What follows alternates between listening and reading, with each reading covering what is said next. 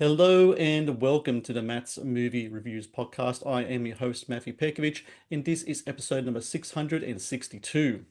Releasing March 6 in US theaters is Dolly, a grisly horror film that stars Fabiane Therese as Macy, a young woman abducted by a monstrous figure intent on raising her as their own child. Also starring Sean William Scott and Ethan Suplee, Dolly is a terrifying blend of grim fairy tale and Texas Chainsaw Massacre, resulting in a terrifying horror experience that must be seen to be believed. And joining me now is the director and writer of Dolly, Mr. Rod Blackhurst. Rod, how are you today? Hey, how are you? Thank you for having me. Uh, well, thank you so very much for being here. As I'm want to do, I do all my research into my guests and everything else regarding, the podcast episode. I just want to first ask, how are you? Because I saw an interview you did last year and you said that you're delaying surgery you're supposed to have until October of last year, I'm pretty sure it was. That time has passed now. Have you had that surgery? How are you feeling today? Is everything all right with you? That's very kind. I did, yeah, I had open heart surgery actually on October 31st on Halloween. Maybe couldn't have picked a better day. So I'm about yeah, almost 4 months post-surgery and I'm getting better all the time. So thank you for asking. Yeah, I did, it's interesting. I did delay it. I was born with a disability and I've had this disability my whole life and it's not a superpower, contrary to the way some people want to talk about your disabilities. Hmm. But part of the and I not to like get in the weeds on it, but like part of, monitoring a problem like this, I is deciding when to intervene and when it's too dangerous. You don't want it to be too soon because it is dangerous and it is, you could die. And you want to wait as long as possible, but not before it's unrepairable or potentially like unfixable. Also, you have to have it again in life, so you want to wait as long and I should have had it maybe in 2024. We made this movie in 2024, and so much of this movie was a creative gamble. And I mean that in like the sense that Dolly in filmmaking for me has always been about creative entrepreneurship. I'm trying to create original IP that I can, use and grow with and make many more things from, and also use to take care of my family and support my family. And I pushed my health to the limits because I needed to get the movie done, and I needed to get the movie done just to say it out loud in case I died and it was done and done and it could be something that could support my family and maybe help take care of them. Now, of course, it still needs to like find a lot of love and be something that people like and talk about and grow from. But at least if I could get it over the finish line, I could say I did everything I can and now I will submit myself to this. So yeah, yeah, after Fantastic Fest where the movie premiered and after Stitches, I came home and had this surgery and yeah, it hurts, but I'm doing okay. Well, I'm so glad to hear that you're doing okay because I tell you what, so you're going to cause a few strokes in the cinemas when it comes to March 6th when people watch this movie. Um, this is an incredible film, such an incredibly visceral film as well. It's something that really just kind of sticks out with you when watching it. From what I understand, though, 2022, there's a short called Baby Girl. It's kind of like a little trailer you made, like yourself. You co-wrote it with Brian Weevil, who's kind of like the co-writer in this movie here for Dolly. Um, was it always conceived to be something smaller and then turn into something larger? Or was Baby Girl kind of like more like a litmus test to see what Dolly would become later on?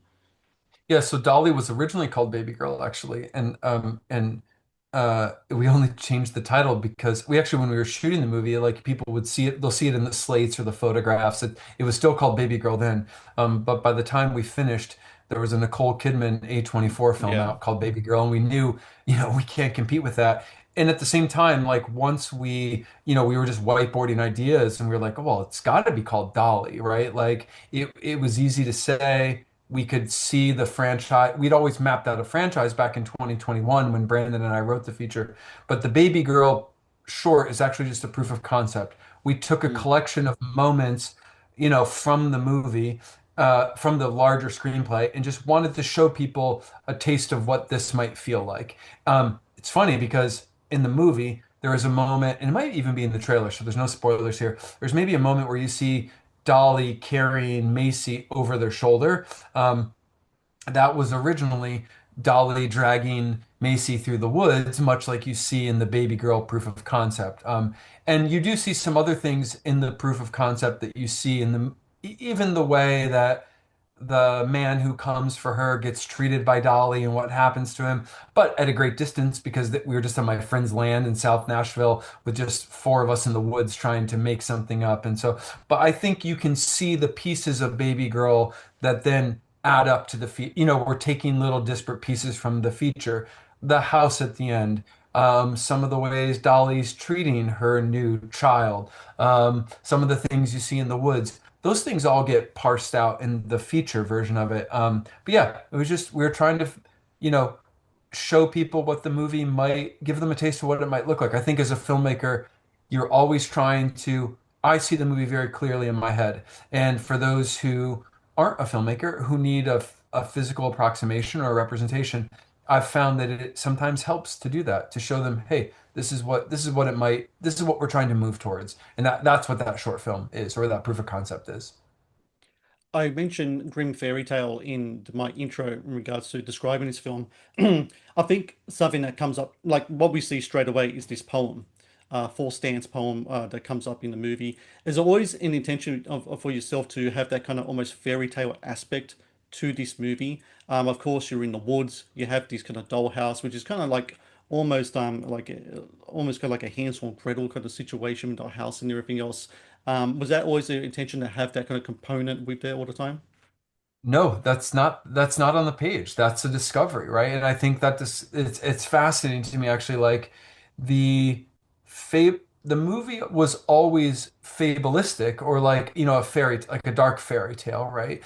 Just even relative to somebody, the relationship between a mother and a daughter, or a de facto mother and a de facto daughter, um, and the way that that's unfolding, that was always there. But it's truly like something that came up in post-production, and my producing partner, who I run our studio Witchcraft with, I believe it was his idea. And he was like, we were just talking about it, as as you do when you're making something, you're talking about it endlessly, and you're trying to always respond to what something is telling you about itself, right? I can have this very deliberate, definitive idea about what we're trying to do, but also part of what I'm trying to do is listen, right? I'm trying to things tell me what they are and how they should work, and how I should change my approach to it. Like I'm not just trying to beat something, put a round peg through a square hole. If I've said the euphemism, I hope I've said the euphemism correctly. And I think that like those aspects that you see in Dolly that elevate that, they were there. They were there, but they weren't apparent enough when we got into post-production. And we were like, holy smokes, the film now feels like it has room for this thing that will really help this take on this new language, this new like literary language, and work the way that fairy tales and literature do, and have done in my life. The Matt's Movie Reviews YouTube channel is brought to you by TeePublic. TeePublic is the world's largest marketplace for independent creators to sell their work on the highest quality merchandise. With over 1.2 million designs, TeePublic is sure to have something you'll love. Um, I also, with my research, came across some info in that you guys wanted to kind of pay tribute to the films that you kind of grew up with in regards to this movie. And like, of course, the usual suspects kind of come up as to what films they are, your Texas Chainsaws and other grindhouse stuff as well. What's really cool in the way you do it is the photography in the film. You use 16 millimeter, you have that stock going on in a film, really harkens back to that kind of especially 70s vibe of filmmaking that you have in here. Um, what I really enjoy about that is, for me, I'm like a big guitar guy as well. So like sometimes you have different tunings on a guitar, and a different tunes guitar can change a tone of the sound. To me, film stock's kind of the same. It's kind of like different tunings of guitar, and you want to find your tone, right? And that 16 millimeter, you definitely find the tone that you want to have in the movie. It was always the idea to have that kind of present as a film stock in the film, because the funny thing is I was watching it and I was like, okay, based in 70s, but then you see Fabrice's character in the mobile, go, ooh, based in modern day, but kind of looks like they think it's pretty cool, kind of like the juxtaposition in between the two. I really like that idea quite a bit there. Well, Well, first of all, the film looks incredible because of our cinematographer, Justin Derry, and our gaffer, David Risner, who have made several movies with now and are dear friends and dear collaborators. They they're remarkable creative people. But the film stock and using 16 millimeter film was initially because we had no time and no money to light many things. And Mm, film is more forgiving when you get into post-production, and specifically with daylight, right? We were shooting a lot in the woods during the day, and we couldn't light it. We couldn't control the lighting, and we needed to be able to move quickly with very little. And that was actually the first motivation. Yes, we have these narrative references and these stylistic references in the narrative and in some of the things that are happening. But again, it's that's a good example of like, all right, we made a choice for a practical and pragmatic reason, in the same way that it was a limited number of cast and a limited number of locations. But then once these things come alive, they tell you what it is, right? And it's like it's funny because you can't anticipate that. You're making the choice for a certain reason, and then it reveals itself to be something so much more. And it is magical and awesome to me that it is, people are seeing the tip of the hat or the homage that we're paying, but it wasn't always that obvious, I think, from our at least pre-production and going into production. It was something that came alive once we got into post.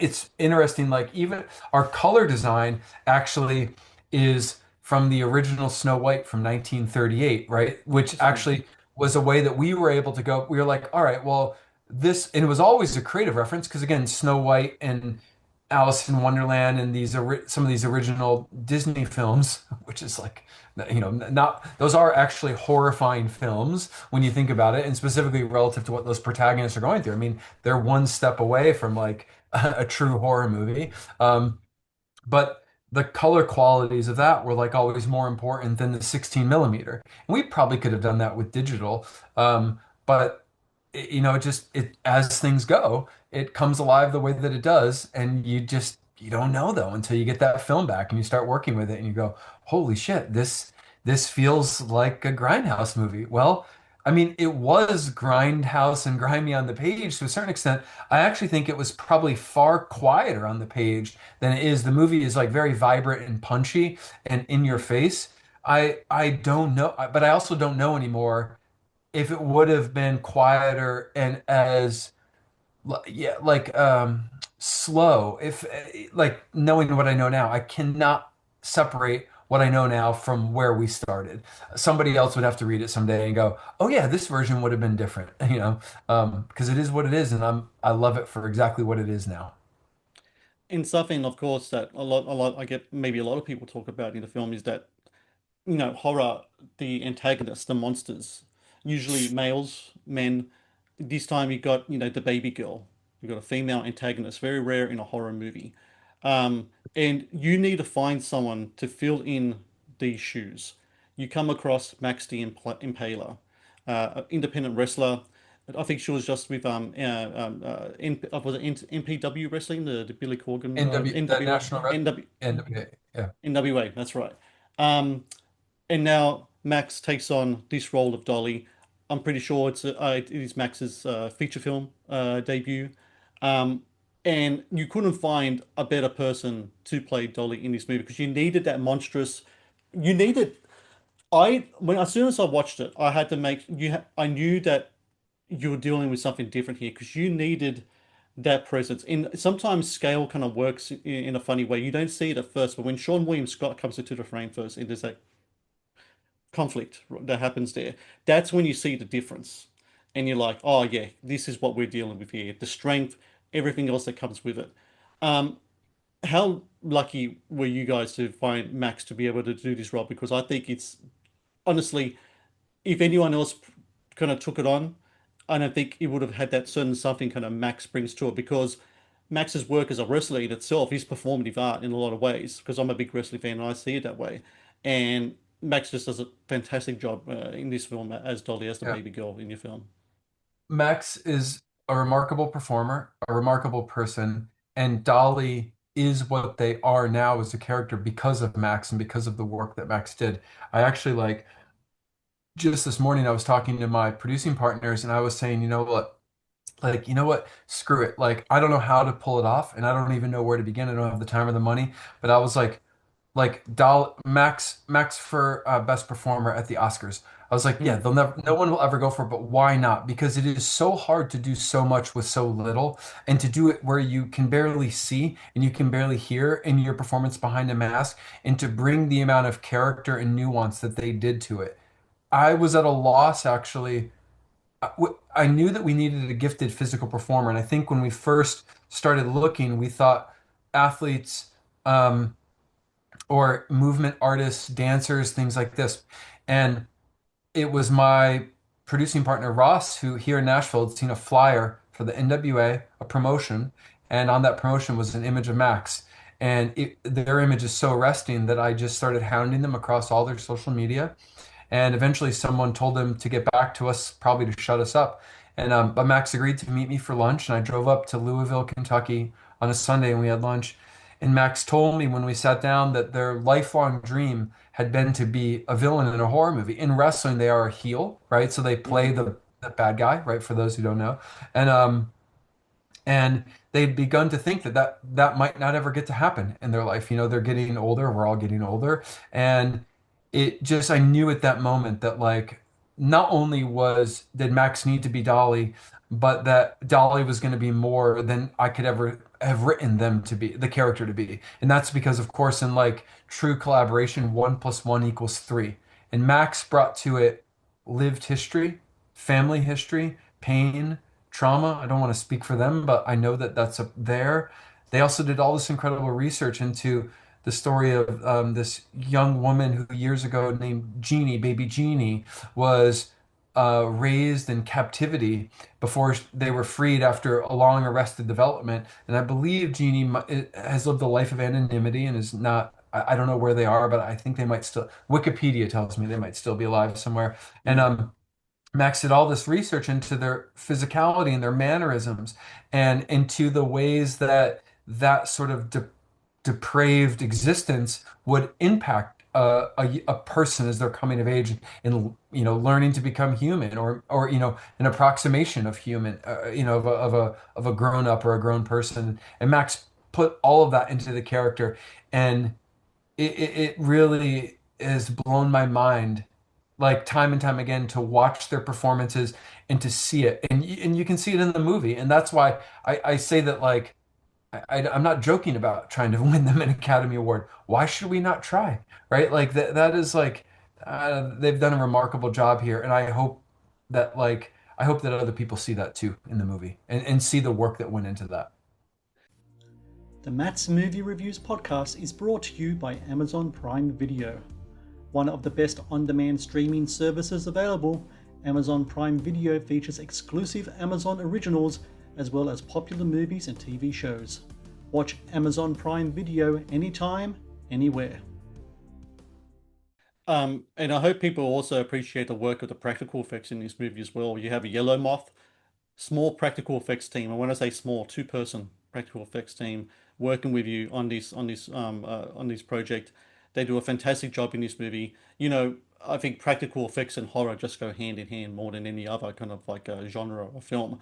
And I'm a big practical effects hound. I simply love it. I love looking at the craft and watching it on screen.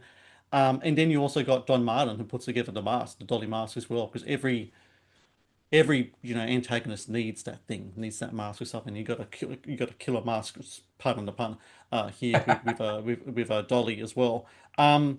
When you see that stuff kind of come to life in front of you, and when the cast sees as well, because one thing I've learned from filmmakers and such is that when it comes to practical, there's something about seeing the effect done in front of you on set as opposed to it being like a post-production thing. It kind of brings a certain energy to the set. So even on those days where it's like a hot days in the Tennessee woods, and from what I understand, very hot days in the Tennessee woods, especially in that mask that Max is wearing. But seeing it all kind of come to life, I'm sure there's a certain energy, a certain vibe that comes from that makes filming in those kind of like rough days that much better when it comes Well, together. right.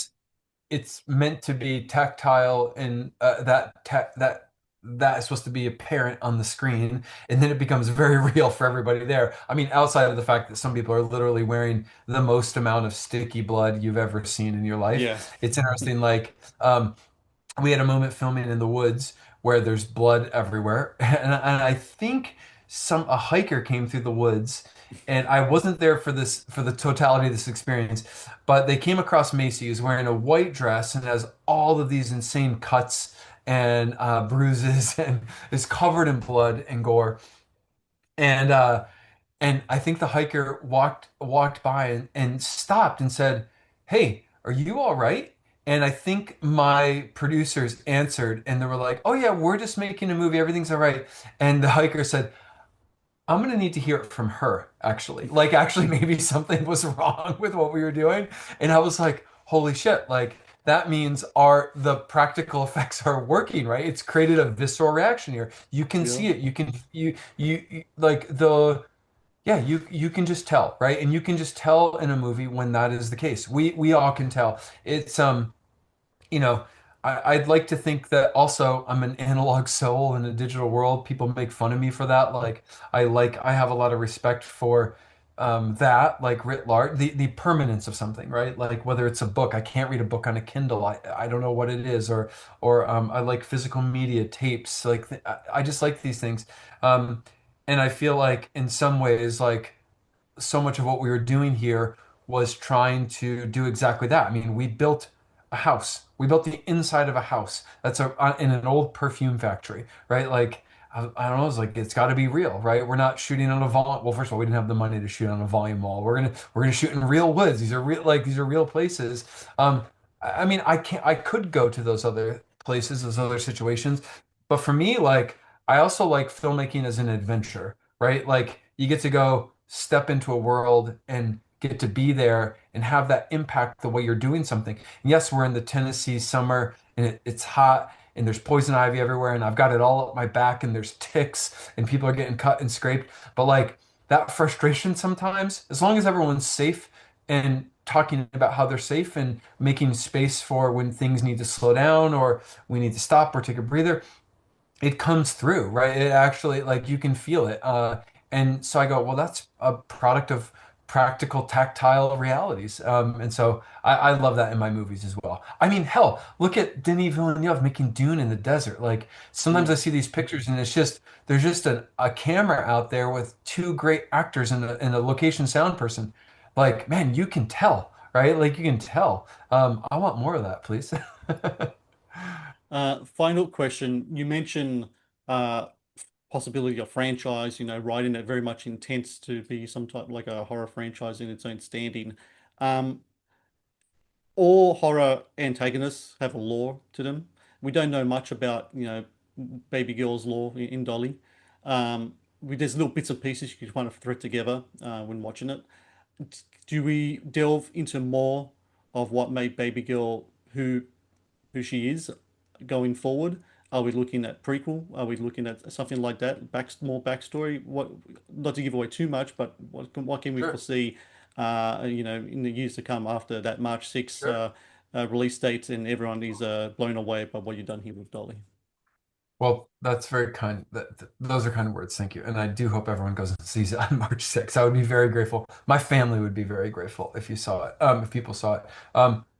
When we wrote Dolly or Baby, what was called Baby Girl, we had always mapped out a franchise and we had written this incredible, for lack of a better term, like, like a book report or like a character study and or character studies or character reports of who all these people were and this confluence of things that had led to this moment.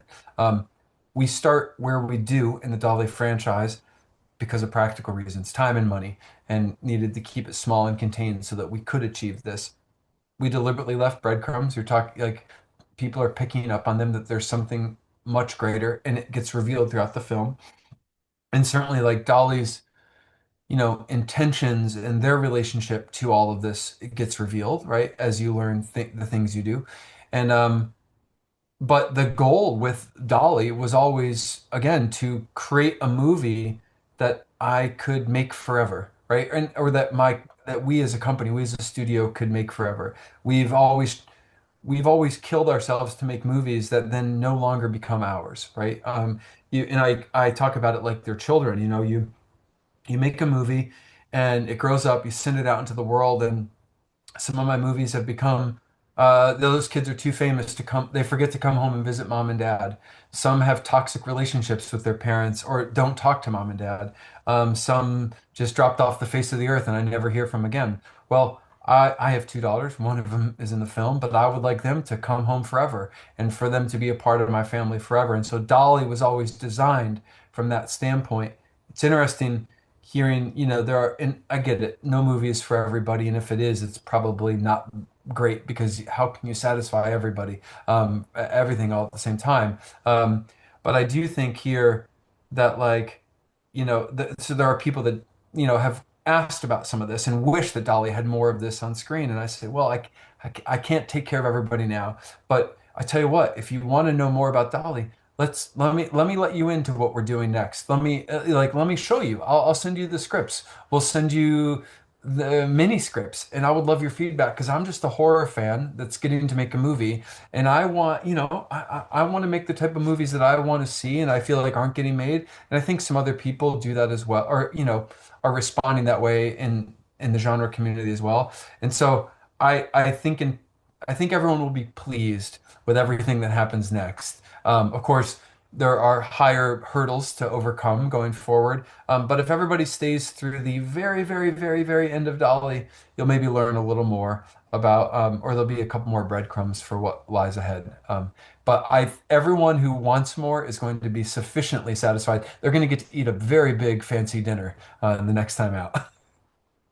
So for everyone listening, March 6th, US theaters, Dolly, watch it in cinemas, support independent films, support independent horror filmmakers. Bring your friends with you. This is one of those movies. This is the thing I love about horror, especially whenever I go see like independent horror films, is that it's always a group of friends that's with you. You watch it, it's a communal experience. That is what cinema is, especially horror cinema, and I can guarantee people will really enjoy. If you're a horror fan, you're gonna really love what we got here with Dolly.